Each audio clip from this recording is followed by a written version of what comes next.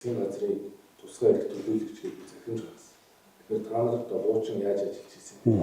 Монгол Улсын засгийн газрын хуралдаанаар түлш эрчим хүчний хараат байдлыг бууруулах төвийн бүсийн захиргаа эрчим хүчний өссөн нэмэгдэж байгаа хэрэглээг дотоодын сэргээгдэх эрчим хүчнийг үүсвэрээр хангах эрчим хүчний системийн доктортой ажиллагааг дэмжих зорилгоор түлш эрчим хүчний хараат байдлыг бууруулах тухай ногоон тогтоол баталсан. Дээрх тогтоолын хүрээнд нийт 5 байршилд нарны цахилгаан станц болон батарей хуримтлуулын систем бүхий төслүүдийг хэрэгжүүлэхээр ажиллаж байна.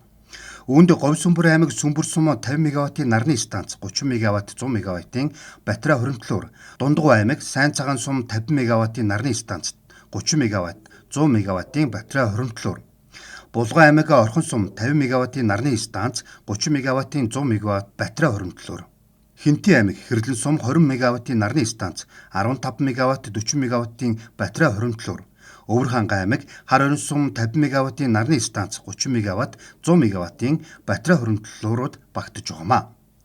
Эдгээр нийт 220 МВт-ийн нарны станц, 440 МВт хүчин чадалтай батарей хуримтлуулрын хүчин чадалтай байх тооцоолол гарчээ. Дээрх байршлуудыг сонгохдоо тог цахилгаан дасарч гэмтэл осол гарсан үед хөлдөх эрсдэл хамгийн өндөр байдлыг харгалзсан үтсэн байна. Засгийн газрын ногоон тогтоол гарснаас хойш 10 хоногийн хугацаанд эдгээр 5 байршлын шаардлагатай газрын хэмжээ, газар эзэмшүүлэх асуудал холбогдох баримт хүчгүүдийг бэлтгэжээ.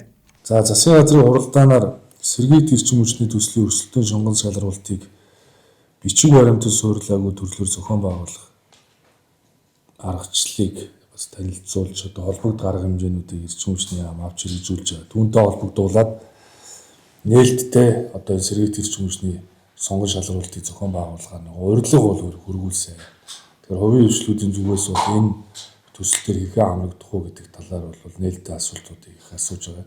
Тийм учраас төсвөөс огт мөнгө гаргахгүйгээр 5 аймаг дээр энэ төслүүдийг хэрэгжүүлнэ.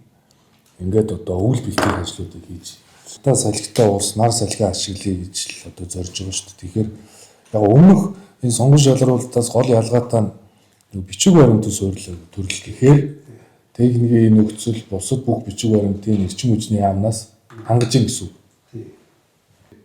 Тэгэхээр хувийн хвшлүүдийг нээлттэй оролцох уурах хэрэгтэй.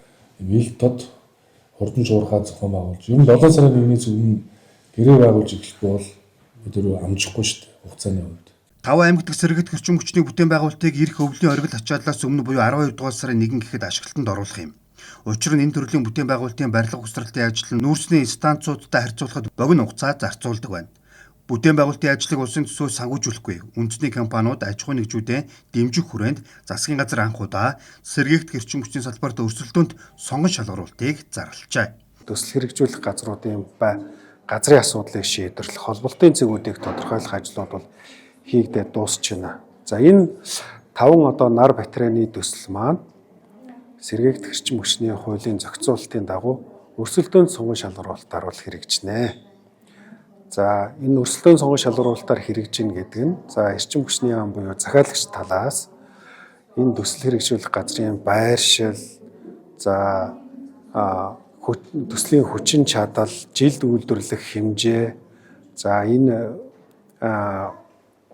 төсөл хэдэн жилийн хугацаанд үргэлжлэх үү, хичнээн жилийн хугацаатай гэрээ байгуулах уу, холбогдох техникийн стандартууд тавигдаад цогц бичиг баримтыг бэлдээд энэ олон улсын аукционыг зарлана. Өмнө нь бол бид нар бүх наривчлсан тэзүү байгаль орчны үнэлгээ гэдэг бичиг баримтыг бэлдэж аукционыг зарлахаар байсан. Гэхдээ энэ өвлийн оргил ачааллыг тавах нь тулгымдсан асуудал. Тэгэхээр бид нар тодорхой хэмжээнд цаг хугацаа хэмж ажиллах шаардлагатай байна. Тэгэхээр бид нар олон бичиг баримт суурилахгүйгээр бас тодорхой ажлуудын хөрөнгө оруулагчд үлдээгээд аукционыг зарлж байна гэж ойлгож болно. Мөн өрсөлдөөнтэй сонгон шалгаруулалт нь нээлттэй ил тод ашиг сонирхлын зөрчилгүй захимаар явагдах зарчмыг мөрдөж байна.